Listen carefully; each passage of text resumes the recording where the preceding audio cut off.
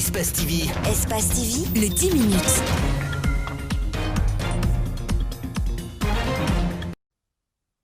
Ils sont nombreux les citoyens qui craignent de revivre des manifestations politiques au lendemain de la confirmation des résultats de la CENI par la Cour constitutionnelle donnant vainqueur Alpha Condé.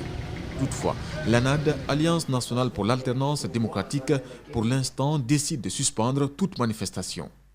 J'ai vraiment salué cette déclaration en appelant, suspendant toutes sortes de manifestations pour l'instant. Et ce qui est de droit, il y a un président qui vient d'être élu et qui a été proclamé par la Cour constitutionnelle. Je pense que chacun doit désarmer véritablement son cœur. Le président du RPR, lui, reste convaincu de la victoire de Cellou Dalein. C'est pourquoi il estime que la suspension des manifestations politiques n'est que stratégique. Le peuple continuera la lutte parce que la démocratie guinéenne a été obtenue dans le sang. Nous avons eu des martyrs. Pour honorer ces martyrs, il faut forcément l'alternance. Des membres de l'ANAD sont actuellement dans le collimateur de la justice, ce qui ne favorise pas l'apaisement. Le RPR ne croit pas à un dialogue, pourtant il est nécessaire selon Idrissa Chérif. C'est une perte de temps pour dialoguer avec M. Alpha Condé. Il est venu avec la fraude. Depuis 2010, il n'a pas gagné les élections. Et il continue toujours à faire la même chose. Donc on le laisse faire. Mais Dieu a le dernier mot.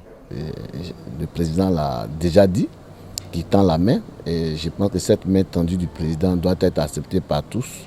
Et qu'il faudrait maintenant engager le processus de réconciliation et faire l'économie de beaucoup de choses. Et vous savez que la paix, c'est le préalable de tout développement. En Côte d'Ivoire, le pouvoir a tendu la main à l'opposition malgré des incidents malheureux survenus lors du scrutin du 31 octobre. Alassane Dramane Ouattara s'est dit prêt à travailler avec l'ensemble de la classe politique. Il a d'ailleurs déjà entamé des rencontres avec ses opposants. Les chassis usés mettent plusieurs décennies pour se dégrader. Il faut les recycler, sinon trouver un autre moyen de les remplacer par des matières biodégradables. Réunis autour du sujet, la Fédération des gestionnaires des déchets plastiques plaide en faveur des débouchés des produits recyclés en Guinée. Nous avons aujourd'hui une forte production de déchets par jour qui est de l'ordre de plus de 1800 tonnes de déchets par jour, dont 270 tonnes de déchets plastiques, et 108 tonnes de verre, 900 tonnes de déchets organiques et plus de 300 tonnes des autres types de déchets.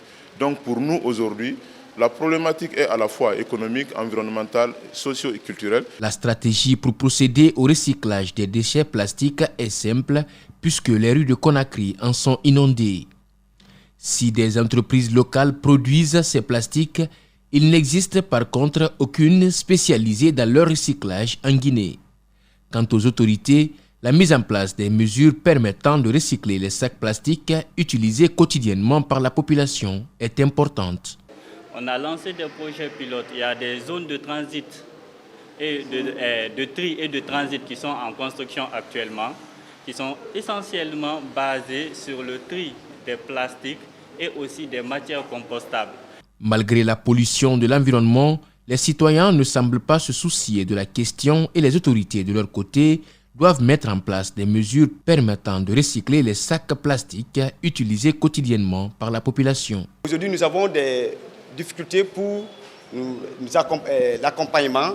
Nous ne sommes pas accompagnés par l'État et nous sollicitons que l'État arrive à nous accompagner. Malgré cette énième célébration de la Journée mondiale de recyclage des déchets, Conakry croule encore sous les déchets plastiques.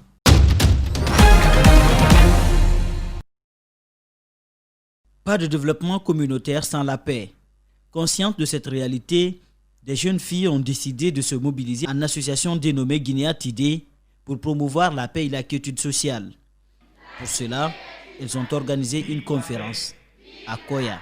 Nous avons eu l'idée de faire cette conférence sous le thème la paix et la consolidation, en faisant allusion à tout ce qui se passe maintenant dans le pays, précisément à Koya. Nous avons vraiment remarqué que Koya est une préfecture qui est sur tension dans ces derniers temps. Et nous voulons vraiment que la bonne cohabitation et l'entente qui régnait entre les populations de Koya reviennent encore comme d'habitude. Et ça, c'est quelque chose que vraiment, qui n'est pas possible sans les filles et les fils de Koya.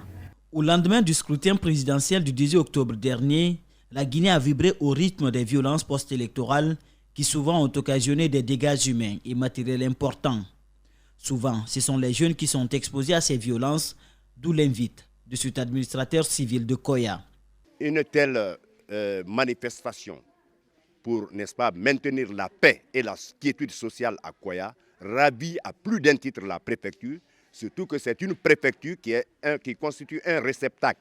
Les hommes sont venus d'un peu partout. On dit Sumbuya. C'est pourquoi nous encourageons ces jeunes filles à vraiment multiplier les efforts pour amener beaucoup de filles ou beaucoup de femmes pour qu'il y ait un nombre pléthorique de femmes qui adhèrent vraiment à cette conception de maintien de paix.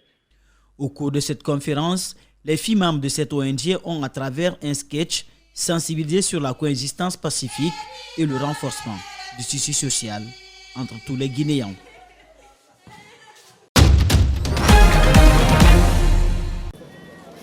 El Hadj Djeriba Diaby continue de promouvoir la paix. Devant ses fidèles musulmans de Tombolia, il a véhiculé des messages de paix et de cohésion sociale.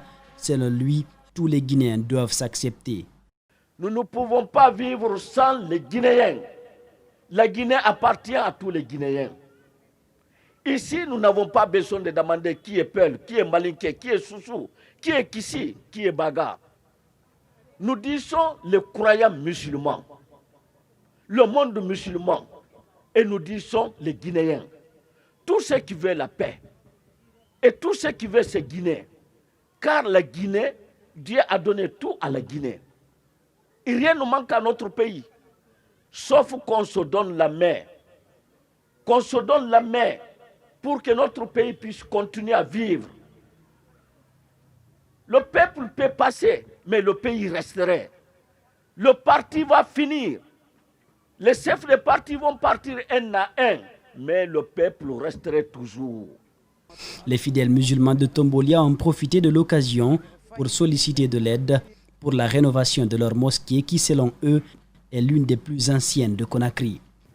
Par ma voix, les fidèles musulmans et musulmanes de Tombolia, vivement, humblement, viennent humblement solliciter votre appui personnel à ceux de tous les invités ici présents pour la mise en œuvre du projet extension de cette maison de Dieu.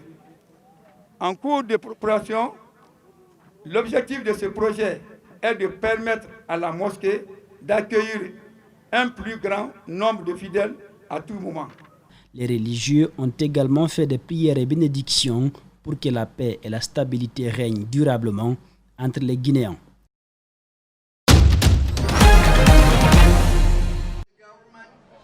Maybe you've heard of Microsoft. Maybe you've heard of Barcelona, Spain, moved to Frankfurt, and we hear this week.